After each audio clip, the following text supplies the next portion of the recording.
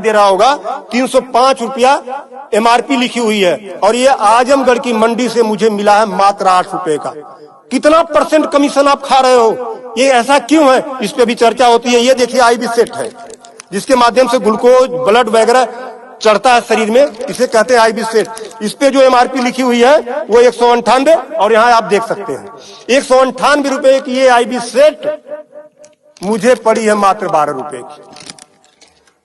फिक्स्टर we go set लगाने के बाद जो उस पर टेप लगाया जाता है यह मुझे पड़ी है 6 से 7 रुपए की और इस पे एमआरपी 71 रुपया 50 पैसा। यहां भी आप देख सकते हैं। मैं इसलिए आपके बीच आया हूं। इसी प्रकार से बहुत सारे हजारों 2-3 हजार दवाएं ऐसी हैं जो 100 रुपए की दवा है 3000 की बिकती हैं। बाइकिल धागा जब आपका ऑपरेशन होता है जिससे आपका सिला जाता है वह 150 रुपए का आता है, उसकी एमआरपी 1045 रुपया आप यहां देख सकते हैं। उसी प्रकार से लंग एक्सरसाइजर 150 रुपए का आता है जिसका प्रिंट रेट है 690 रुपया। बुखार में जो पैरासीटामॉल की जो बोतल आती छोटी सी वो 50 रुपए की आती है और उसकी एमआरपी यहां आप देखें एमआरपी 522 रुपया है। कमर की बेल्ट जो 100 रुपए की आती है उसे 500, 600, 700 रुपया प्रिंट।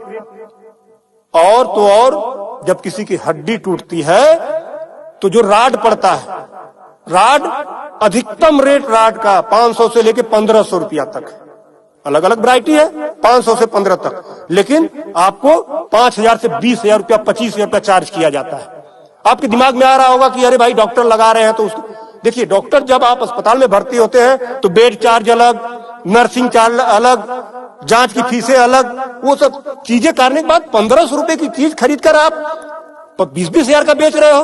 तब मैं आपके बीच कहने आया हूं कि साथियों उसी प्रकार से बहुत सारी दवाई हैं। 100 रुपए की दवा, एक दवा मैं देखा ला नहीं पाया उसको, 100 रुपए की दवा उसकी एमआरपी 2000 रुपया लिखी हुई थी। हजारों दवाइयां हैं आपके साथ, आपको लूटने का काम कर रहा है। मुद्दा ये नहीं है, मुद्दा ये नहीं है कि इस पे 305 का प्रिंट छपा हुआ है। मुद्दा ये है कि इसे छपने किसने दिया? जिसे हमने चुनकर भेजा क्या वो दलाली खा रहा है, कमीशन खा रहा है? 8 रुपए की चीज 305 रुपए का प्रिंट वो छपने क्यों दे रहा है? ये चोरी से थोड़ा ना बिक रही है, खुलेआम बिक रही है। तो ये जिम्मेदारी सरकार की है। इसीलिए मैं कह रहा हूं कि आइए, और ये मुद्दा किसी सपा भाजपा कांग्रेस किसी नेता का थोड़ा ना है, ये भारत के 140 करोड़ जनता से जुड़ा हुआ मुद्दा है। आपको आगे आना होगा और आगे आने के लिए आपको इस वीडियो को अधिक से अधिक शेयर करवाना होगा, अधिक से अधिक लोगों को बताना होगा। इसलिए नहीं कि मेरा ये प्रचार हो जाएगा, ऐसा कुछ नहीं है। इस मुहिम को जब ये वीडियो शेयर होंगे, सोशल मीडिया एक ऐसा प्लेटफॉर्म है जिससे सरकारें हिल जाती हैं। आज मैं इस चीज को लेकर आया हूं, ये जनता से जुड़ा हुआ मुद्दा है। जब आप मेरी इस बात को, जनता की इस आवाज को अपने इलेक्ट्रॉनिक गैजेट्स के माध्यम से आगे बढ़ाने का काम करेंगे, निश्चित रूप से सरकारें डरेंगी। और मैं तो कहता हूं सरकारों को जनता से डरना चाहिए, जनता को सरकारों से नहीं डरना चाहिए। तब मैं आपके बीच कहने आया हूं कि आइए मेरी इस मुहिम को आगे बढ़ाएं। कि बात 305 रुपए की नहीं है, बात उस गरीब की है, उस रिक्शा चालक की है जो दिन भर में 450 से लेकर 500 तक की मजदूरी पाता है। अगर उसकी तबीयत खराब हुई, वो बेहोश हो गया, उसके घर वाले किसी उसको अस्पताल लेकर जाते हैं तो 305 रुपया वो अस्पताल केवल वीगो का चार्ज कर लेगा, फिक्स्टर का 71 रुपया चार्ज कर लेगा और आईबी सेट का चार्ज कर लेगा। ये सब मिला के 600-700 रुपया हो गया। यानी उसकी 1.5 दिन की दिहाड़ी में अभी तो ग्लूकोज लगा ही नहीं, दवा कोई उसने खाया ही नहीं, बेड का चार्ज हमने बताया नहीं, अस्पताल का चार्ज हमने बताया नहीं।